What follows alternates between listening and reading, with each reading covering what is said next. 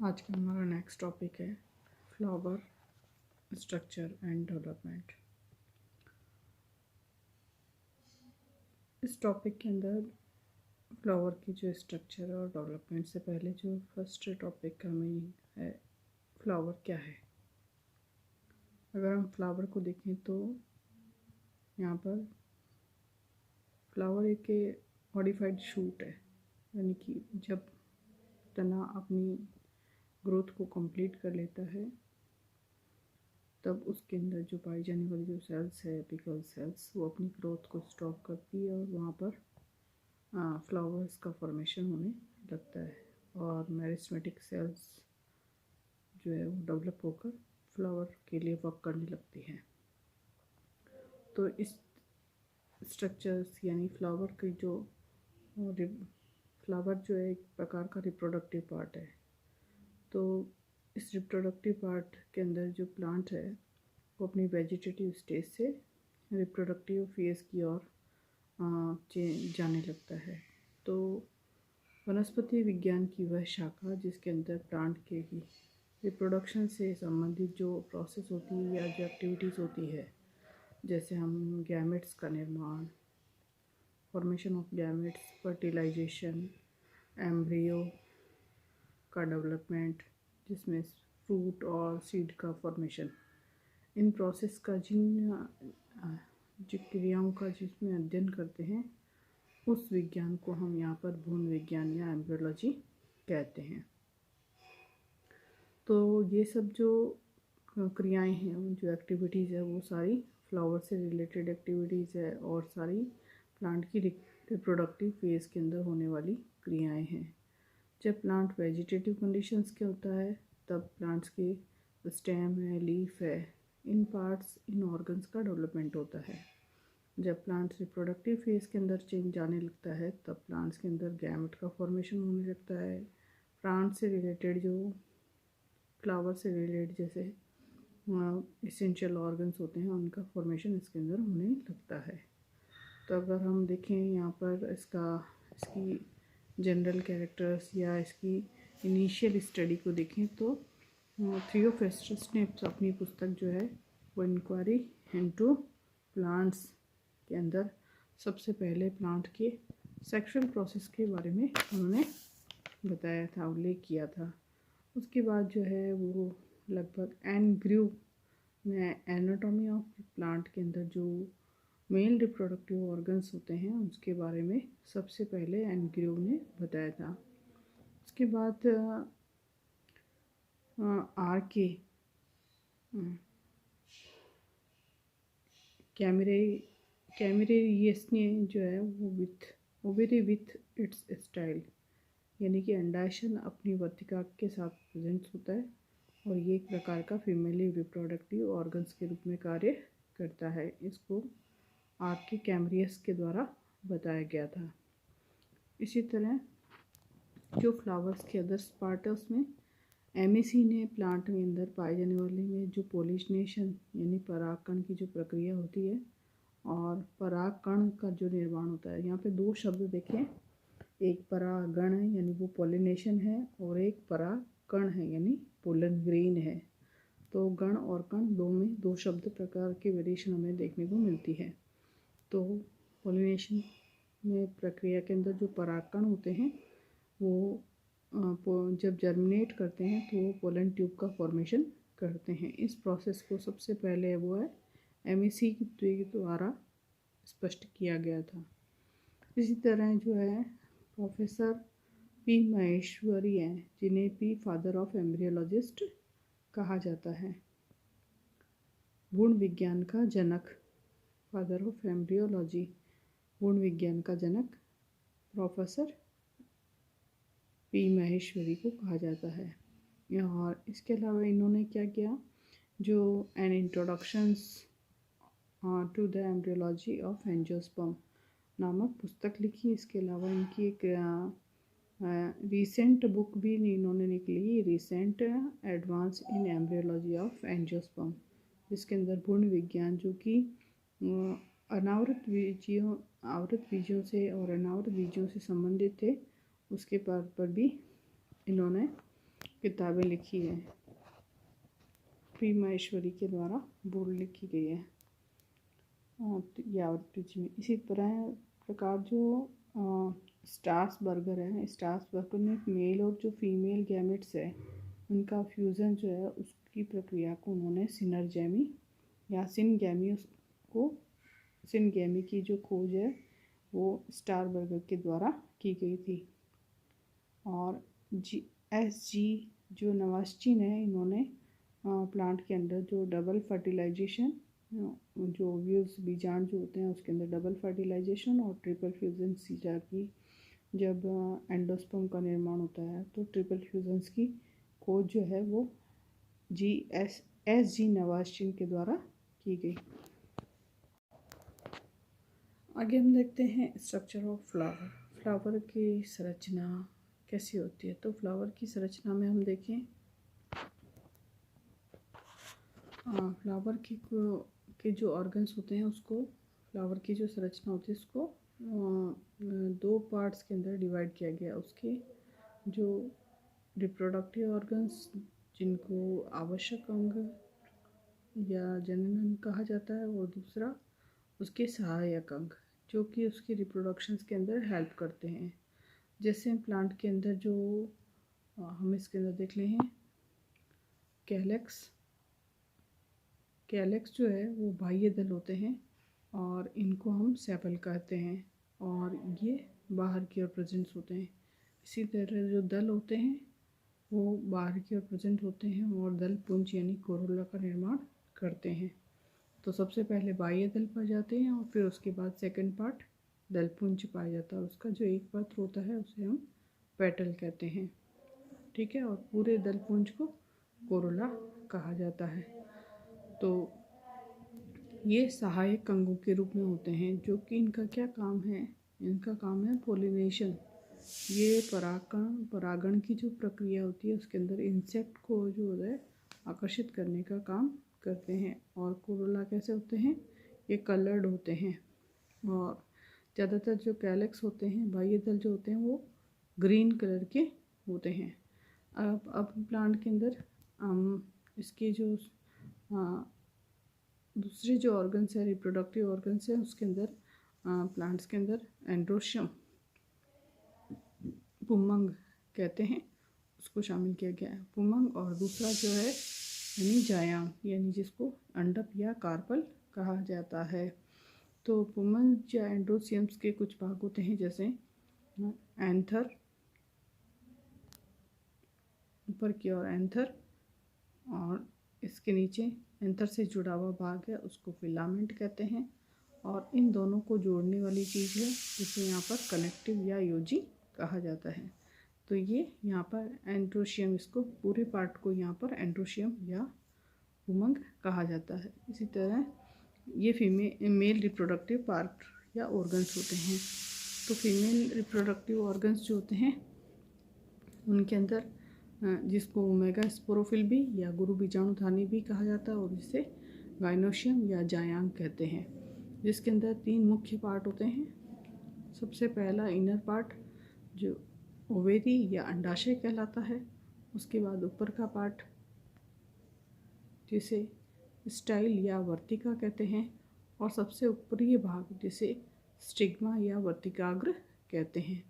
इस तरह यहाँ पर फ्लावर्स के अलग अलग पार्ट्स हमें देखने को मिलते हैं और इनका काम।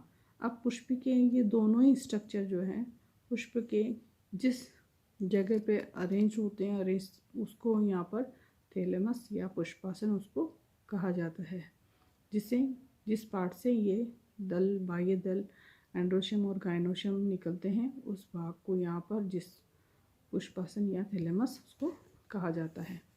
उसको हम यहाँ देखें तो फ्लावर क्या है, तो अगर छोटी सी डेफिनेशन पूछा जाए तो फ्लावर को हम यहाँ पर कह सकते हैं flower is a modified shoot. जो फ्लावर है वो एक प्रकार का पुष्प का रूपांतरित प्ररोह है। प्ररोह को हम कहते हैं शूट यानी प्ररोह। और अब हम यहाँ देखें तो उसके इम्पोर्टेंट्स टर्म्स को हम यहाँ पर देख के समझ सकते हैं कि फ्लावर्स के अंदर कौन कौन सी टर्म्स को हम यहाँ पर यूज़ करते हैं। सबसे पहले देखिए, जब मैं मुख्य अक्ष पर पुष्प का वृंत, ये मेन एक्सिस हो गई, इसके ऊपर फ्लावर लगा हुआ है और इस मेन एक्सिस और फ्लावर के बीच का जो पार्ट होता है उसे वृंत या पेडिसिल कहते हैं। तो मुख्य अक्ष पर पुष्प का वृंत के साथ जुड़ना या संलग्न होना को पुष्प को कैसे कहते हैं? सवृंत या पेडिसिलेट कहते हैं। इसी तरह अगर जब ये वृंत उपस्थित ना हो और फ्लावर जो है वो डायरेक्टली मेन एक्सिस पे लगा हो तो हम उसको अवृंत या सिसाइल स्ट्रक्चर कहते हैं। अवृंत संरचना या सिसाइल कहते हैं। फिर इस नया वर्डिंग आती है जायांग धर, हम किसे कहते हैं, या हाइपोगाइनस क्या होता है, जिसके अंदर यहाँ पर ये जो हाइपोगाइनस शब्द किया है जिसके अंदर अपेंडेजेस जो होता है वो जो फ्लावर का जो पार्ट होता है उसके अंदर ये गाइनोशियम के बेसल पार्ट पर आधारी भाग पर जिसमें जो प्रेजेंस होता है, यहाँ डायग्राम में हम देखेंगे अभी। और इसके अंदर जो ओवेरी होती है वो सुपीरियर ओवेरी होती है। और जब जायांगदर जिसके अंदर जो फ्लावर के जो पार्ट्स होते हैं वो बेसल रीजन पर निकलते हैं और जब उस कंडीशन को हम हाइपोगाइनस कहते हैं। और जब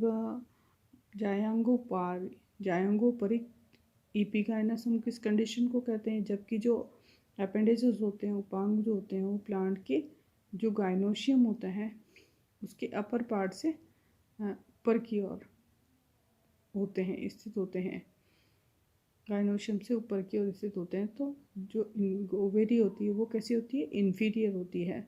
उस कंडीशन को हम यहाँ पर इस साइन से यहाँ पर इसको प्रेजेंट करते हैं कि ये एपिगाइनस ओवेरी है और ये सुपीरियर ओवेरी है।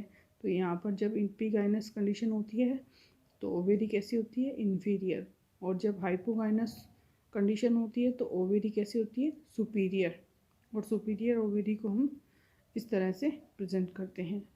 तीसरी जो कंडीशन आती है वो परिजायांगी यानी पेरिगाइनस होता है, जिसमें हाइपोगाइनस और एपिगाइनस के बीच में फ्लावर पार्ट की पोजीशन प्रेजेंट पाई जाती है।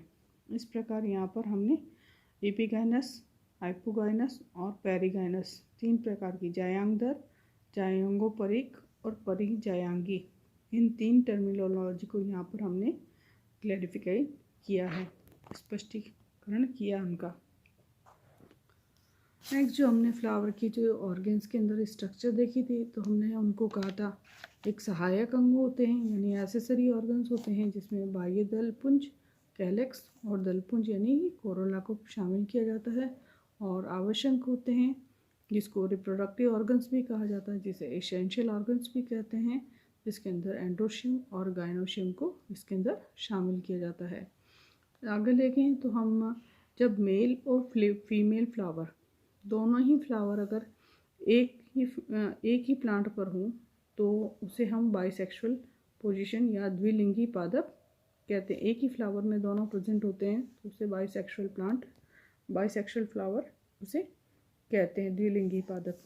लेकिन अगर मेल फ्लावर और फीमेल फ्लावर अगर सेपरेट प्लांट्स पर हों या सेपरेट हों तो उसको यहाँ पर यूनिसेक्सुअल कंडीशन या एक लिंगी स्थिति कहा जाता है। इसी तरह यहाँ पर अगर हम आगे देखें तो अगर मेल रिप्रोडक्टिव ऑर्गन्स जो होते हैं उसके अंदर मेल रिप्रोडक्टिव ऑर्गन्स की जो स्ट्रक्चर होती है उसके अंदर जो पुंकेसर या स्टेमेंस जो होते हैं वो उसकी यूनिट होती है। पुंकेसर मेल रिप्रोडक्टिव ऑर्गन्स की क्या है? एक प्रकार की यूनिट है, इकाई है, जिसके अंदर कुछ पार्ट होते हैं जैसे फिलामेंट, हमने अभी डायग्राम में स्पष्ट किया था, भूतंतु इसे फिलामेंट कहा जाता है, परागकोश यानी एंथर, और कनेक्टिव उन दोनों को जोड़ने वाला जिसे यूजी कहा जाता है। इसी तरह फीमेल रिप्रोडक्टिव ऑर्गन्स होते हैं, उसकी जो यूनिट होती है उसको कार्पल या अंडप कहा जाता है और उसके भी तीन पार्ट होते हैं जिसका भी हमने डायग्राम में देखा था। ये ओवेरी यानी अंडाशय, दूसरा वर्तिकाग्र यानी स्टाइल और वर्तिकाग्र यानी स्टिग्मा। इसी तरह जो प्लांट्स की जो बर्ड्स होती हैं, कलिकाएं होती हैं, एपिकल बर्ड और एक्सिली बर्ड्स जो होती हैं वो कलिकाएं जिनसे कि ब्रांचेस और फ्लावर पार्ट्स या कोई भी उसका डेवलपमेंट होता है। तो यहाँ पर जो बर्ड होती है शीर्षस्थ कोशिका वो या तो फ्लावर की टर्मिनल पोजीशन पे हो सकती है, अंतस्थ शाखा के ऊपर स्थित हो सकती है, या उसकी कक्षस्थ कोशिका के अंदर यानी एक्सियल पोजीशन के अंदर ये प्रेजेंट्स हो सकती है बर्ड। और जैसे एग्जांपल देखें तो एलियम सेटाइवम यानी प्याज के अंदर जो है वो फ्लावर बर्ड जो है वो कैसी होती है, बुलबिल फॉर्म के अंदर मॉडिफाइड या रूपांतरित होती है, मॉडिफाइड होती है। इसी तरह जो हमने यहाँ पर देखा, अगर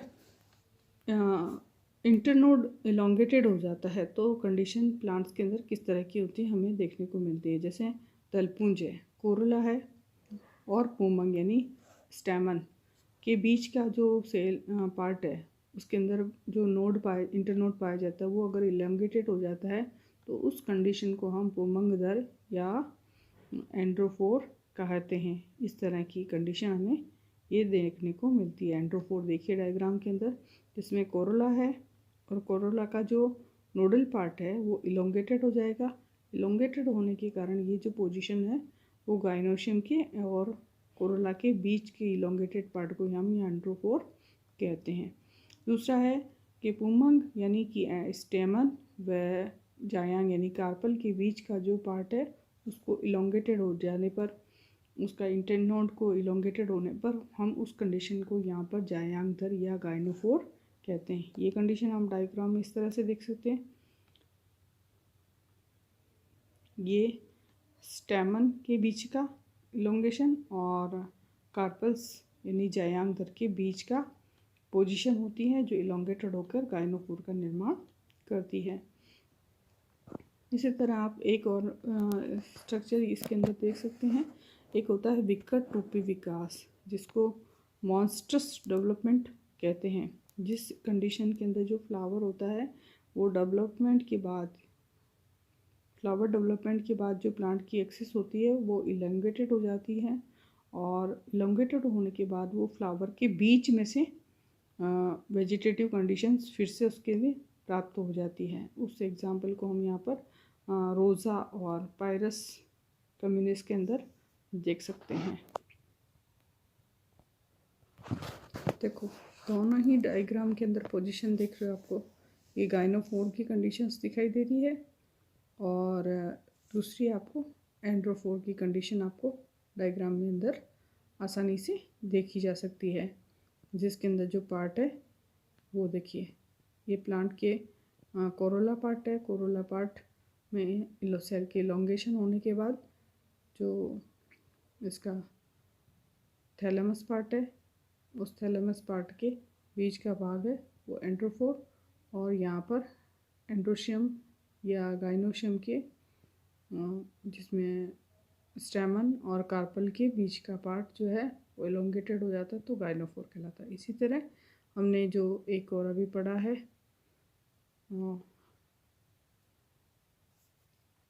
उस कंडीशन में जो प्लांट की जो वेजिटेटिव पार्ट्स होता है वो फ्लावर पार्ट्स में से निकल कर फ्लावर का कुछ पार्ट है वो पुनः वहाँ से वेजिटेटिव ग्रोथ को प्राप्त कर लेता है। इसी तरह हम आगे देखें तो पुष्पासन यानी थैलेमस का जो कार्पल्स को जो कार्पल यानी ओव्यूल्स को धारण करने वाला क्षेत्र जब इलोंगेटेड हो जाता है तो इसका एग्जांपल आप चंपा के अंदर देख सकते हैं। चंपा के अंदर जो फ्लावर लगता है तो फ्लावर का एक पार्ट जो है वो बीच में से इलोंगेटेड हो जाता है, नोडल पार्ट, और इंटरनोडल पार्ट इलोंगेटेड हो जाते हैं और फ्लावर उसके टिप पर लगता है। तो इस तरह की कंडीशन हमें चंपा या माइचेलिया चंपा के अंदर देखने को मिलती है। इस तरह जो रोज़ा होता है, गुलाब का फूल, जिसके अंदर जो फ्लावर पार्ट होते हैं वो अपना मॉडिफिकेशन चेंजेस कर लेते हैं, उनका जो काम होता है वो उसको रूपांतरित हो जाते हैं। जैसे यहाँ पर जो है रोज़ा के अंदर जो है वो पुंकेसर जो होते हैं, स्टेमन जो होते हैं वो मॉडिफाइड करके कोरोला यानी दल पत्रों का अंदर कन्वर्ट हो जाते हैं, अपने आप को कन्वर्ट कर देते हैं, कोरोला यानी दल पत्रों के अंदर अपने आप को बदल देते हैं। इस प्रकार हमने इस टॉपिक के अंदर